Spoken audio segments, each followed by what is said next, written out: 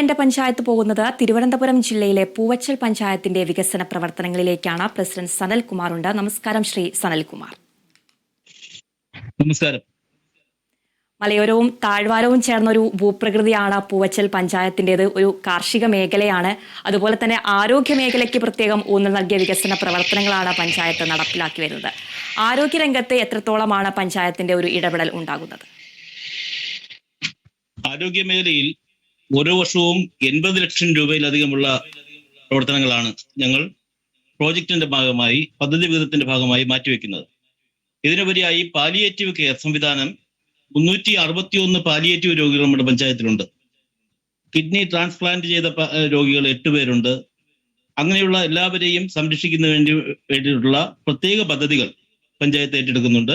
പാലിയേറ്റീവിന് വേണ്ടി മാത്രം നമ്മൾ 26 ലക്ഷം രൂപ ഓരോ വർഷവും മാറ്റിവെക്കുന്നുണ്ട്. ആരോഗ്യ മേഖലയിൽ ഒരു FHC ആണ് നമുക്ക് നിലവിലുള്ളത്. 5 സബ് സെന്ററുകളുണ്ട്. സബ് സെന്ററുകൾ വഴി ഒരുപാട് അകലമുള്ള പ്രദേശമായതുകൊണ്ട് തന്നെ 23 വാർഡ് 2 വില്ലേജുള്ള പ്രദേശമായതുകൊണ്ട് തന്നെ സബ് സെന്ററുകൾ വഴി ജീവിതശൈലി രോഗങ്ങൾക്കുള്ള മരുന്നുകൾ എല്ലാ മാസവും വിതരണം ചെയ്യുന്നുള്ള നടപടികൾ നടപ്പിലാക്കി വരുന്നുണ്ട്. ഇങ്ങനെ ഇതോടൊപ്പം തന്നെ മെച്ചപ്പെട്ട ലാബ് സംവിധാനങ്ങൾ, വളരെ കുറഞ്ഞ നിരക്കിൽ ലാബ് സംവിധാനം പഞ്ചായത്ത് FHCയിൽ ഏർപ്പാടാക്കിയിട്ടുണ്ട്. അങ്ങനെ എല്ലാ മേഖലയിലും ഇപ്പോ ആരോഗ്യ ഗ്രാമം എന്നൊരു പദ്ധതിയാണ് പഞ്ചായത്ത് ഈ വർഷം നമ്മൾ നടപ്പിലാക്കാൻ വേണ്ടി ആഗ്രഹിക്കുന്നത്. വീടുകളിൽ പോയി നേരിട്ട് ജീവിതശൈലി രോഗങ്ങൾ കണ്ടുപിടിക്കുന്നതിനുള്ള ലാബ് ടെക്നീഷ്യന്മാരുടെ സഹായത്തോടു കൂടി കണ്ടുപിടിക്കുന്നതിനുള്ള ഒരു വലിയ പദ്ധതി ഇപ്പോൾ ആരംഭിക്കാൻ വേണ്ടി പോവുകയാണ്. ഇങ്ങനെ ആരോഗ്യരംഗം കഴിഞ്ഞാൽ വിദ്യാഭ്യാസ രംഗത്തിലാണ് ഞങ്ങൾ അടുത്ത് ഊന്നൽ കൊടുക്കുന്ന മറ്റൊരു മേഖല എന്ന് പറയുന്നത്. തീർച്ചയായിട്ടും ആരോഗ്യരംഗത്ത് നിരവധി വികസന പ്രവർത്തനങ്ങളാണ് പഞ്ചായത്ത് നടപ്പിലാക്കുന്നത്. അതുപോലെ തന്നെ പൂവച്ചൽ പഞ്ചായത്തിന്റെ ഏറ്റവും എടുത്തു പറയേണ്ടത് 112 കുടുംബങ്ങൾക്കുള്ള ഫ്ളാറ്റ് സമുച്ചയത്തിന്റെ നിർമ്മാണ പ്രവർത്തനമാണ്. എല്ലാ നടപടിക്രമങ്ങളൊക്കെ ഇപ്പോൾ പൂർത്തിയായിട്ടുണ്ട്.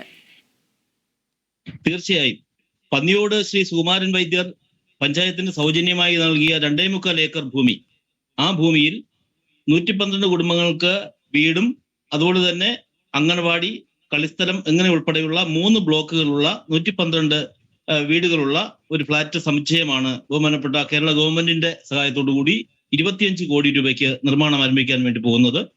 അതിനു വേണ്ടിയിട്ടുള്ള വഴിക്ക് റോഡ് നിർമ്മിക്കുന്നതിനുള്ള ഭൂമി പഞ്ചായത്തിന്റെ തനത് ഫണ്ടിൽ നിന്നാണ് വാങ്ങി നൽകിയത്. അങ്ങനെ ഉൾപ്പെടെയുള്ള എല്ലാ റോഡ് ഉൾപ്പെടെയുള്ള എല്ലാ നടപടികളും പൂർത്തിയായി. ടെൻഡർ നടപടികൾ പൂർത്തിയായിട്ടുണ്ട്. ഗവൺമെന്റ് ഇനി തറക്കല്ലിടൽ കർമ്മത്തിലേക്ക് പോകുന്ന സമയത്തിലേക്കാണ് നമ്മളിപ്പോ എത്തിക്കൊണ്ടിരിക്കുന്നത്. അതോടൊപ്പം തന്നെ തീർച്ചയായിട്ടും 112 കുടുംബങ്ങൾക്കുള്ള ഒരു ഫ്ളാറ്റ് സമുച്ചയം തന്നെയാണ് നിർമ്മിക്കാൻ പോകുന്നത്. അതുപോലെ തന്നെ പൈതൃക ഗ്രാമമൊക്കെ നടപ്പിലാക്കിയ ഒരു പഞ്ചായത്ത് കൂടിയാണ് പൂവച്ചൽ പഞ്ചായത്ത്. തീർച്ചയായും പഞ്ചായത്തിന്റെ സമീപത്തുള്ള ഒരു പഴയ ആധുനിക വെയിറ്റിംഗ് ഷെഡ്, അതൊരു വൃത്തിഹീനമായി വളരെ മോശമായിരുന്ന സാഹചര്യത്തിൽ നിന്ന് അവിടുത്തെ നാട്ടുകാരുടെ ആവശ്യമെല്ലാം കൂടി ചേർത്തുകൊണ്ട്, അത് കണക്കിലെടുത്തുകൊണ്ട് അതിനടുത്തുള്ള ക്ഷേത്രവും ക്ഷേത്രക്കുളവും എല്ലാം നവീകരിച്ച് ആ വെയിറ്റിംഗ് ഷെഡ് നവീന രീതിയിൽ രൂപകൽപ്പന ചെയ്തുകൊണ്ട് അവിടെ ഒരു പൈതൃക ഗ്രാമം എന്ന രൂപത്തിലൊരു പ്രോജക്റ്റ് നമ്മൾ നടപ്പിലാക്കി. അതിന് സ്പോൺസർമാരെ കണ്ടെത്തിക്കൊണ്ട് അവിടെ ക്യാമറ സ്ഥാപിക്കുന്നതിനും അതുപോലെ തന്നെ ഐ ലവ് പൂവച്ചൽ എന്ന ബോർഡ് സ്ഥാപിക്കുന്നതിനും ഒക്കെയുള്ള സ്പോൺസർഷിപ്പിന്റെ ഭാഗമായിട്ടാണ് ഞങ്ങൾ അത്തരം പ്രവർത്തനങ്ങൾ പൂർത്തിയാക്കാൻ വേണ്ടി കഴിഞ്ഞത്. തീർച്ചയായിട്ടും മാതൃകാപരമായിട്ടുള്ള നിരവധി വികസന പ്രവർത്തനങ്ങൾ തന്നെയാണ് പൂവച്ചൽ ഗ്രാമപഞ്ചായത്ത് നടപ്പിലാക്കി വരുന്നത്. പൂവച്ചൽ ഗ്രാമപഞ്ചായത്ത് ഒരു കാർഷിക മേഖല തന്നെയാണ്. കാർഷിക മേഖലയിൽ ഏതൊക്കെ നൂതന വിദ്യകൾ ഉപയോഗിച്ചുള്ള പരിപാടികളാണ് സംഘടിപ്പിക്കുന്നത്? ഈ കാർഷിക മേഖലയിൽ വന്യജീവി ആക്രമണങ്ങളൊക്കെ നേരിടുന്നുണ്ടോ? ഈ പ്രശ്നങ്ങൾ എത്രത്തോളമാണ് പഞ്ചായത്ത് പരിഹരിക്കാൻ ശ്രമിക്കുന്നത്? കാർഷിക മേഖലയിൽ നന്നായി നെൽകൃഷി നടന്നിരുന്ന ഒരു പഞ്ചായത്തായിരുന്നു. എന്നാൽ 23 വർഷമായി നെൽകൃഷി അന്യം നിന്ന് പോയിരുന്നു. ഞങ്ങളുടെ ഭരണസമിതി വന്നതിന് ശേഷം നെൽകൃഷി പുനരാരംഭിച്ചു. കാർഷിക മേഖലയിൽ 40 ലക്ഷം രൂപയാണ് ഓരോ വർഷവും നമ്മൾ വിനിയോഗിക്കുന്നത്. എങ്കിലും കർഷകർക്ക് ബുദ്ധിമുട്ടുണ്ടാകുന്ന തരത്തിലുള്ള കാട്ടുപന്നിയുടെ ആക്രമണം ഇപ്പോൾ അടുത്ത കാലത്തായി രൂക്ഷമായി വരുന്നുണ്ട്. അതുകൊണ്ട് തന്നെ ഈ കാട്ടുപന്നികളെ വെടിവെക്കുന്നതിന് വേണ്ടി ഉള്ള ഒരാളിനെ നമ്മൾ ചുമതലപ്പെടുത്തിയിട്ടുണ്ട്. പഞ്ചായത്തിന്റെ ബഹുമാനപ്പെട്ട ഗവൺമെന്റിന്റെ ഉത്തരവിന്റെ അടിസ്ഥാനത്തിൽ ആളിനെ ചുമതലപ്പെടുത്തിയിട്ടുണ്ട്. ഇപ്പൊ തന്നെ 3 പന്നികളെ ഇതിനകം തന്നെ വെടിവെച്ച് കൊന്നു കഴിഞ്ഞു. അതിനുള്ള കർഷകരെ സംരക്ഷിക്കുന്നതിന് വേണ്ടിയുള്ള എല്ലാ നടപടികളും സ്വീകരിക്കുന്നു. അതുപോലെ തന്നെ ഈ വർഷം മുതൽ പൂൺ കൃഷിക്കും അതുപോലെ തന്നെ ചെറുധാന്യ കൃഷിക്കും ഊന്നൽ നൽകിക്കൊണ്ടുള്ള പ്രവർത്തനമാണ് ഇപ്പോൾ ഈ വർഷം പുതിയൊരു നവീന പ്രോജക്റ്റായി ഞങ്ങൾ ഏറ്റെടുക്കുന്നത്. അതുപോലെ തന്നെ പുഷ്പകൃഷി, ഇങ്ങനെ തുടങ്ങിയിട്ടുള്ള, അതുപോലെ തന്നെ തെങ്ങിൻ തൈകൾ, കേരഗ്രാമത്തിന്റെ ഭാഗമായി തെങ്ങിൻ തൈകൾ സൗജന്യമായി നട്ടുകൊടുക്കുന്ന ഒരു പദ്ധതി ഈ വർഷം നമ്മൾ ഏറ്റെടുക്കുന്നുണ്ട്. തൊഴിലുറപ്പുമായി സംയോജിപ്പിച്ചുകൊണ്ട് കൺവർജൻസിന്റെ ഭാഗമായിട്ട് എല്ലാ വീടുകളിലും, താല്പര്യമുള്ള വീടുകളിലൊക്കെ തന്നെ തെങ്ങിൻ തൈകൾ സൗജന്യമായി നട്ടു കൊടുക്കുന്നതിനുള്ള പദ്ധതി ഇപ്പോൾ ആവിഷ്കരിച്ചിട്ടുണ്ട്. തീർച്ചയായിട്ടും ഈ വയോജനങ്ങൾക്ക് ഭിന്നശേഷിക്കാർക്കുള്ള വികസന പ്രവർത്തനങ്ങൾ എത്രത്തോളമാണ് ഗ്രാമപഞ്ചായത്തിൽ നടപ്പിലാക്കുന്നത്? വയോജനങ്ങൾക്ക് വേണ്ടി വയോസൗഹൃദ പഞ്ചായത്ത് എന്നൊരു കൺസെപ്റ്റിലേക്കാണ് ഞങ്ങൾ പോകുന്നത്. എല്ലാ വാർഡിലും 50 വീടുകൾ ചേർന്നിട്ടുള്ള അയൽപക്ക കൂട്ടായ്മകൾ വിളിച്ചു ചേർത്തുകൊണ്ട് വാർഡ് തല വയോജന ക്ലബ്ബ് രൂപീകരിച്ച് പഞ്ചായത്തിൽ വയോജന മഹാസഭ രൂപീകരിച്ചുകൊണ്ട് പഞ്ചായത്ത് തല സംവിധാനം മെച്ചപ്പെടുത്തി പഞ്ചായത്ത് തല കൗൺസിലിന് സമാനമായി തന്നെ ഒരു വയോജന കൗൺസിൽ, വയോജന സഭ, മഹാസഭ രൂപീകരിക്കുന്നതിനുള്ള ഒരു തയ്യാറെടുപ്പുകൾ നടന്നുകൊണ്ടിരിക്കുകയാണ്. 15ലധികം വാർഡുകളിൽ ഇതിനകം തന്നെ അതിന്റെ നടപടികൾ പൂർത്തിയായി കഴിഞ്ഞു. വയോജന കേന്ദ്രം, വയോസൗഹൃദ കേന്ദ്രം സ്ഥാപിക്കുന്നതിനുള്ള പ്രോജക്റ്റ് ഈ വർഷം നമ്മൾ ഏറ്റെടുത്തിട്ടുണ്ട്. അതോടൊപ്പം തന്നെ ഭിന്നശേഷി സൗഹൃദമായി നമ്മളിപ്പോൾ പഞ്ചായത്തിൽ 45 കുട്ടികളുള്ള ബഡ് സ്കൂൾ പ്രവർത്തിക്കുന്നുണ്ട്. ആ ബഡ് സ്കൂൾ വളരെ മെച്ചപ്പെട്ട രീതിയിൽ, ആധുനിക രീതിയിലുള്ള എല്ലാ സഹായവും കുട്ടികൾക്ക് ചെയ്തു കൊടുക്കുന്നതിന് വേണ്ടിയുള്ള സെൻസറി ക്ലാസ് റൂം നമ്മുടെ പഞ്ചായത്തിൽ ഇപ്പോൾ അതിന്റെ നിർമ്മാണ പ്രവർത്തനങ്ങൾ നടന്നു വരികയാണ്. അവിടെ വരുന്ന ഈ ഭിന്നശേഷി വിഭാഗത്തിലുള്ള കുട്ടികളുടെ രക്ഷകർത്താക്കൾക്ക്, കുഞ്ഞുങ്ങൾ ഇവിടെ പഠിക്കുന്നതോടൊപ്പം തന്നെ അവർക്ക് അതിനോടനുബന്ധമായി ഒരു തൊഴിൽ സംരംഭത്തിന് വേണ്ടിയുള്ള ഒരു സംരംഭക യൂണിറ്റും ഇതിന്റെ ഭാഗമായി തന്നെ പഞ്ചായത്ത് ഇപ്പോൾ നിർമ്മാണം ആരംഭിച്ച് പൂർത്തിയായി വരികയാണ്. തീർച്ചയായിട്ടും പൂവച്ചൽ ഗ്രാമപഞ്ചായത്തിന്റെ ഏറ്റവും എടുത്തു പറയേണ്ടത് പൂവച്ചൽ ഖാദർ സ്മാരകം പാർക്ക് നിർമ്മാണമൊക്കെ ആരംഭിച്ചിട്ടുണ്ടല്ലോ. തീർച്ചയായും നമ്മുടെ നാടിന്റെ മലയാളികളുടെ തന്നെ അഭിമാനമായിട്ടുള്ള ശ്രീ പൂവച്ചൽ ഖാദർ, അദ്ദേഹത്തിന്റെ നിര്യാണം മുതൽ, അദ്ദേഹം മരിച്ച നാൾ മുതൽ അദ്ദേഹത്തിന്റെ എല്ലാ പ്രവർത്തനങ്ങളും, അദ്ദേഹത്തിന്റെ പ്രവർത്തനങ്ങളെ വീണ്ടും ഓർമ്മിപ്പിക്കുന്നതിന് വേണ്ടിയുള്ള പ്രവർത്തനങ്ങൾ പഞ്ചായത്ത് ഏറ്റെടുത്ത് അതിന്റെ ഭാഗമായി തന്നെ പൂവച്ചൽ ഖാദർ പാർക്ക് എന്നുള്ള കൺസെപ്റ്റിലേക്ക് ഞങ്ങൾ പോയി അതിന്റെ ഗവൺമെന്റിനെ സമീപിച്ചു. MLA സഹായത്തോടു കൂടി അത് പൂവച്ചൽ ഖാദർ പാർക്ക് നിർമ്മിക്കുന്നതിന് ഗവൺമെന്റ് ആദ്യഘട്ടം 50 ലക്ഷം രൂപ അനുവദിച്ചു. പഞ്ചായത്ത് 35 ലക്ഷം രൂപ കൂടി വിനിയോഗിച്ചുകൊണ്ട് അവിടെ വളരെ മനോഹരമായ ഒരു പാർക്ക്, നിലവിലുള്ള ഒരു കുളം നവീകരിച്ച് അതിന് ചുറ്റുമായി കളിസ്ഥലവും പൂവച്ചൽ ഖാദറിന്റെ സ്മരണകൾ ഇരമ്പുന്ന ഗാനങ്ങൾ നിരന്തരമായി കേൾക്കുന്ന രൂപത്തിലുള്ള പൂവച്ചൽ ഖാദർ പാർക്കിന് 1,35 ലക്ഷം രൂപയാണ് നമ്മളിപ്പോ അതിന്റെ എസ്റ്റിമേറ്റ് തയ്യാറാക്കിയിട്ടുള്ളത്. അതനുസരിച്ചുള്ള ആദ്യഘട്ട പ്രവർത്തനം പൂർത്തീകരിച്ചു കൊണ്ടിരിക്കുകയാണ്. 2ാം ഘട്ടത്തിന്റെ എസ്റ്റിമേറ്റിലേക്കും പോയിക്കൊണ്ടിരിക്കുകയാണ്. ഈ പഞ്ചായത്ത് ഭരണസമിതിയുടെ കാലാവധിക്കുള്ളിൽ തന്നെ പ്രോജക്റ്റ് പൂർത്തിയാവും, പൂവച്ചൽ ഖാദർ പാർക്ക് യാഥാർത്ഥ്യമാകും എന്നുള്ളതാണ് പറയാനുള്ളത്.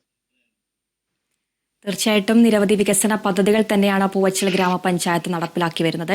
ഈ പദ്ധതികളൊക്കെ നടപ്പിലാക്കുമ്പോൾ ഏതെങ്കിലും തരത്തിലുള്ള വെല്ലുവിളികൾ നേരിട്ടിട്ടുണ്ടോ? ഈ വെല്ലുവിളികളൊക്കെ എങ്ങനെയാണ് തരണം ചെയ്ത് ഇത്തരത്തിലുള്ള പദ്ധതികൾ നടപ്പിലാക്കുന്നത്? വെല്ലുവിളികൾ പഞ്ചായത്ത് ഭരണസമിതിക്ക് വ്യക്തമായ ഭൂരിപക്ഷത്തിന്റെ ഒരു കുറവുണ്ട് എന്നുള്ളത് എപ്പോഴും എല്ലാ വികസന പ്രവർത്തനത്തിനും ഒരു തടസ്സമായി വരാറുണ്ട്. ആദ്യത്തെ വർഷം തന്നെ ഒരു അവിശ്വാസത്തെ നേരിടേണ്ടി വന്നു. അവിശ്വാസം നേരിട്ട് 1 മാസക്കാലം മാറി നിൽക്കേണ്ടി വന്ന ഒരു പഞ്ചായത്ത് പ്രസിഡന്റാണ് എന്ന നിലയിൽ അങ്ങനെ ഒരു ചെറിയ തടസ്സങ്ങൾ വികസന പ്രവർത്തനങ്ങൾ നടപ്പിലാക്കുന്നതിലും അതേ തടസ്സങ്ങൾ തന്നെ വരാറുണ്ട്. ഏറ്റവും ഒടുവിൽ പഞ്ചായത്തിന്റെ സ്വപ്ന പദ്ധതിയായിരുന്ന ഏതാണ്ട് 33 വർഷത്തിലധികമായിട്ടുള്ള ആവശ്യമായിരുന്ന പൊതു സ്റ്റേഡിയം, ആ സ്റ്റേഡിയം വാങ്ങുന്ന ഭൂമിയുമായി ബന്ധപ്പെട്ട ഒട്ടേറെ വിവാദങ്ങൾ അനാവശ്യമായി വലിച്ചിഴക്കുകയും എങ്കിലും അതൊരു വെല്ലുവിളിയായി ഏറ്റെടുത്തുകൊണ്ട് തന്നെ സ്റ്റേഡിയം നിർമ്മിക്കുന്നതിനുള്ള ഭൂമി വാങ്ങുന്നതിന് വേണ്ടി പഞ്ചായത്തിന് കഴിഞ്ഞു എന്നുള്ളതാണ് അഭിമാനകരമായി ഞങ്ങൾക്ക് പറയാനുള്ളത്.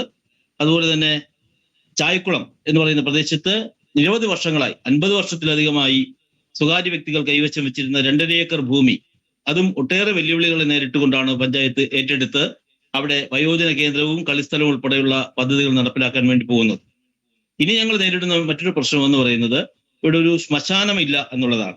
ആ സ്ഥലം കണ്ടെത്താനുള്ള വൈഷമ്യം കൊണ്ട് ഇപ്പോ മൊബൈൽ ഗ്യാസ് ക്രിമിറ്റോറിയം എന്നൊരു പദ്ധതിയിലേക്ക് ഞങ്ങൾ പോവുകയാണ്. ഇപ്പോ തൊട്ടടുത്ത DPC അതിന്റെ അംഗീകാരത്തിന് വേണ്ടി പോവുകയാണ്. പ്രോജക്റ്റ് സമർപ്പിച്ചിട്ടുണ്ട്.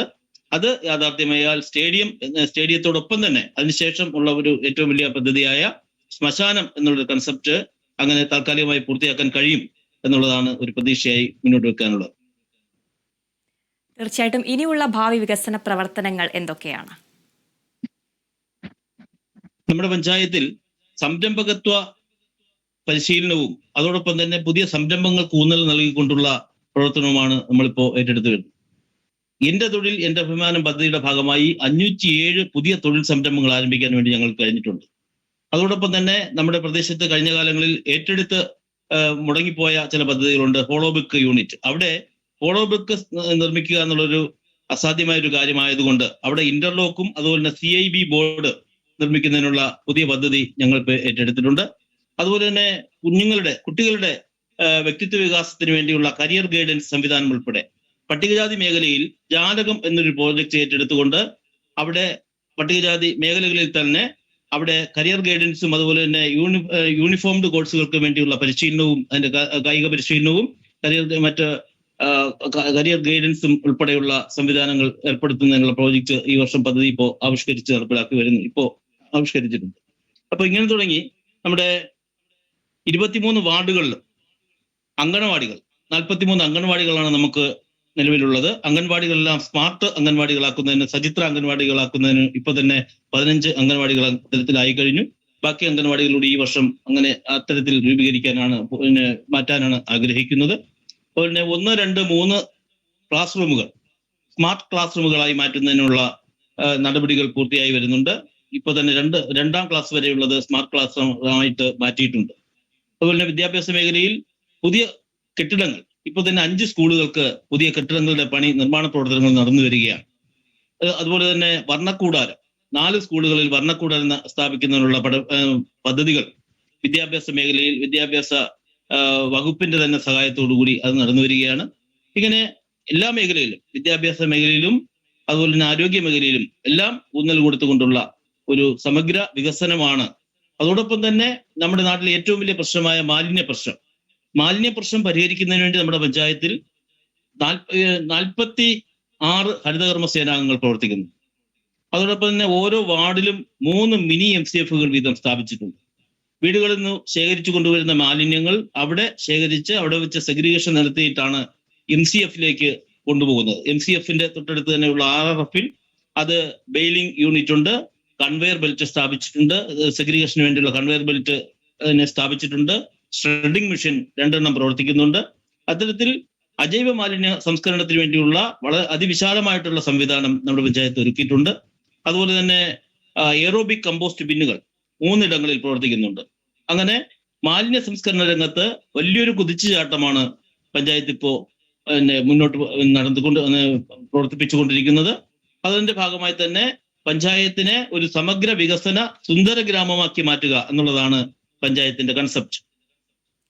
തീർച്ചയായിട്ടും നിരവധി ഭാവി വികസന പ്രവർത്തനങ്ങൾ തന്നെയാണ് പഞ്ചായത്ത് മുന്നോട്ട് വയ്ക്കുന്നത്. എല്ലാ ഭാവി പ്രവർത്തനങ്ങളും യാഥാർത്ഥ്യമാകട്ടെ എന്ന് ആശംസിക്കുകയാണ്. തിരുവനന്തപുരം ജില്ലയിലെ പൂവച്ചൽ പഞ്ചായത്തിന്റെ വികസന പ്രവർത്തനങ്ങളാണ് പ്രസിഡന്റ് പങ്കുവച്ചത്.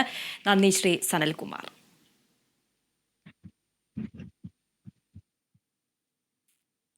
എൻ്റെ പഞ്ചായത്തിന്റെ ഇന്നത്തെ എപ്പിസോഡ് ഇവിടെ പൂർണ്ണമാകുന്നു. കൂടുതൽ പഞ്ചായത്തുകളുടെ സമഗ്ര വികസനങ്ങളുമായി കാണും വരെ നമസ്കാരം.